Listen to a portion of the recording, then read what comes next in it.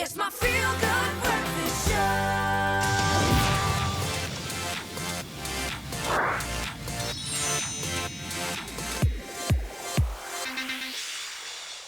Welcome back. You are live with Expresso. As we continue on a sporting course, we are getting into some of the tech behind one of the coolest games I've seen in a long time.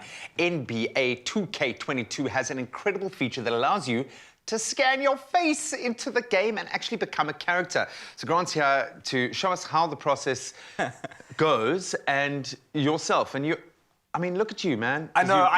It's this P-switch to Grant has. We've got the controllers a little bit muddled, but it's fine. We'll get it right. When we're moving back and forth all the time in studio, it does that sometimes. It's so cool, dude. I was laughing because when I first saw the character when you were setting up the game earlier, I was like, that looks just like you. And then I was like, hang on a minute, that is exactly your face. Didn't you know that I signed a deal with the NBA in the game? No. I'm never mind the security risks that are coming into play here. Maybe we'll get onto that in just a moment. But how does this actually work? So how were you able to scan your face? Okay, so they've actually been doing this for a little while, but it's been a little bit weird. Like, it's always been a bit broken, which I quite liked. I was hoping that this wouldn't be as good as it is, but they've refined the tech pretty well. So you've got to have a smartphone. Okay. And you've got to have an account with the game, and you've got to have an account. You've got an app that can link. You've got an app that can link, and it's pretty straightforward. All you need to do here is you go to scan face, and then once you agree to the terms and services, you can either then use the front-facing camera or the rear camera. Okay. I'm using this is my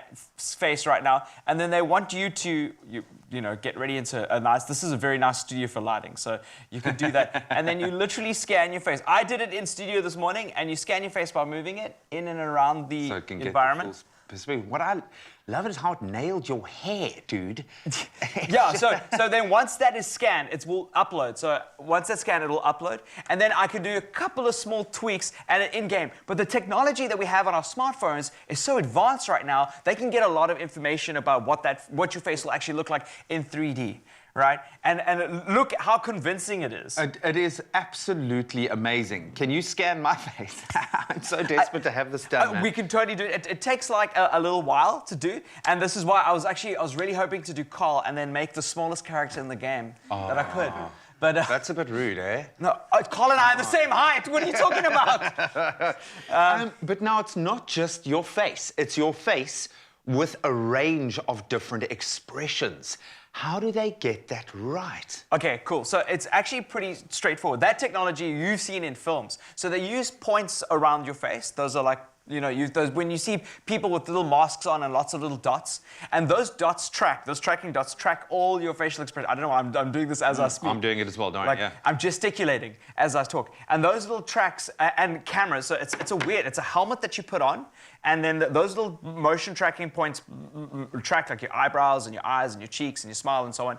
And then here's a good example. This is all motion tracking, but you have it on your face as well. And then the mask will then point towards you light your face evenly and have cameras that point towards your face. And then not only do you have that visual data that you can use as skinning, it's something called photogrammetry. Photogrammetry. So photogrammetry is the future of what's been happening now. A lot of games have been built into photogrammetry. You could take a photograph of a car and bring that car into a game. It makes you think that one day that actors are going to just trademark their face digitally and then they'll sell that to a filmmaker, as opposed to actually acting in the film, because it's all there. Well, the data is there. Yes and no. You still need the performance. Like, right, you need basketball players to do the accurate performance. If you see what the performance looks like in this game, which we saw a little bit earlier, the players look authentic. The body movements, the check, everything looks perfect. And you need a real basketball player to do that. So they actually had the basketball players do those moves in games so that it feels authentic. The same with actors. Any video game that you're playing now that uses motion detection and motion tracking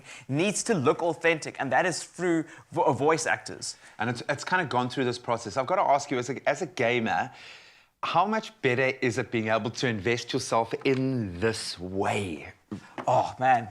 It's so much better. Like, it was the dream. I remember when the Xbox 360 came out, and I don't know if anybody else was watching the E3 showcase, they had the Kinect. Remember? It was that bar with the camera. And I had all this hope in the world for it, where Peter Molyneux, one of the world's biggest game developers, what he did was he took a picture He drew a picture and handed it to somebody in the game. There was a girl in the game, and the camera scanned it and brought it in. Then we were like, wait, you can design your own skateboards and bring them into Tony Hawk. You could do all this kind of stuff. And I was like, this is the future. And then it just didn't happen. And this is 10 years later, we're starting to see that happen. Now The kids are growing up yeah. where we can be creative and bring characters in. Where does this technology take us?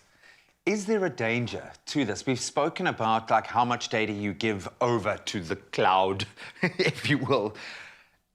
Is there any risk here with giving your so much of your identity over? With all of these services, make sure that you read the terms and conditions, that you are okay with them and how they use it. Yes, there is a risk, but we also need to start not necessarily stopping how our data is being captured, but the ownership of that data.